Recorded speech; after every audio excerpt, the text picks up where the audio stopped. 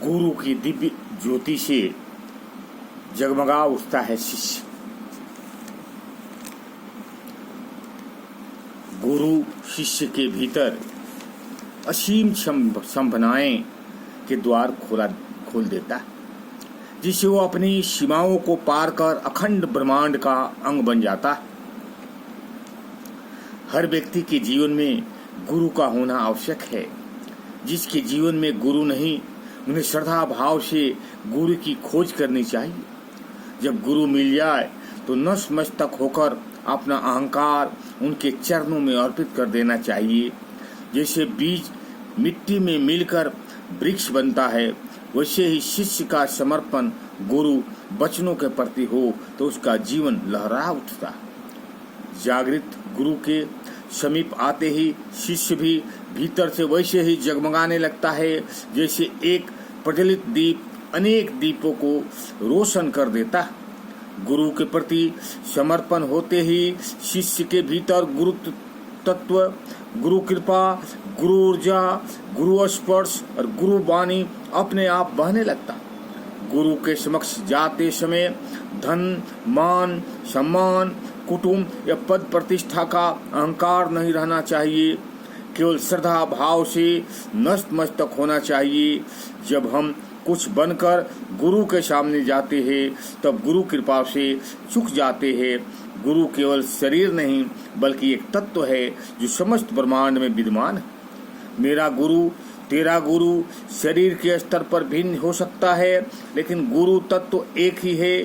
गुरु और शिष्य का संबंध आत्मिक होता है, न कि केवल संसारी।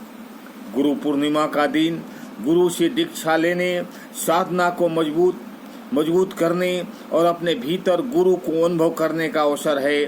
जैसे प्रकाश के होने से अंधकार मिट जाता है, वैसे ही गुरु के स्मरण से विकार दूर हो जाते।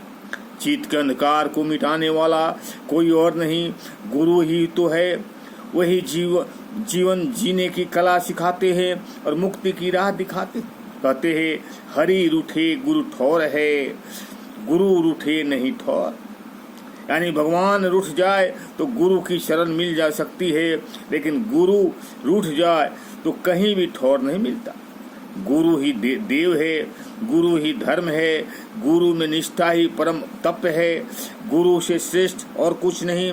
भगवान विष्णु के अवतार कृष्ण भी गुरु संदीपनी से शिक्षा ग्रहण करते। श्री राम गुरु वशिष्ठ ज्ञान प्राप्त करते। समान मनुष्य से लेकर भगवान तक को गुरु की आवश्यकता होती। गुरु पूर्णिमा का महत्व और बढ़ जाता है क्योंकि उसी दिन शिव ने दक्षिणा मूर्ति रूप में ब्रह्मा के मानस पुत्रों को वेद ज्ञान दिया था। यही दिन वेद व्यास जयंती भी है, जिसके सम्मान में इसे व्यास पूर्णिमा भी कहा जाता। आषाढ़ पूर्णिमा को गुरु पूर्णिमा कहा जाता, जिसके बाद वर्षा ऋतु प्रारंभ होती। साधक इस दिन से चौमासे के 4 महीने तक स्थान पर आकर साधना करते हैं, जिसे गुरु का दिया गया ज्ञान जीवन में उतर सके। ये समय साधना के लिए सबसे उपयुक्त है। मनुष्य जन्म चेतना की ऊंचाइयों को छूने के लिए मिला है, जो गुरु बिना संभव नहीं। ओम शांति, ओम शांति। अच्छा लगे तो लाइक करें और सब्सक्राइब करें।